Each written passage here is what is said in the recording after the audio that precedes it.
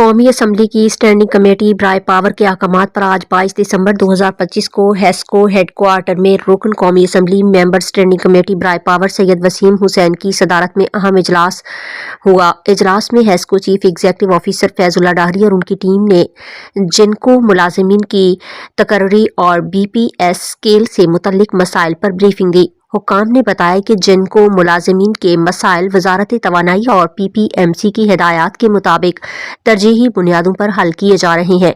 سید وسیم حسین نے ہیسکو کی کارکردگی کو سراہتے ہوئے کہا کہ وہ آج کی کارکردگی سے مطمئن ہے اور امید ہے کہ ہیسکو تمام ڈسٹریبیوشن کمپنیوں میں بہتر کارکردگی دکھائے گی۔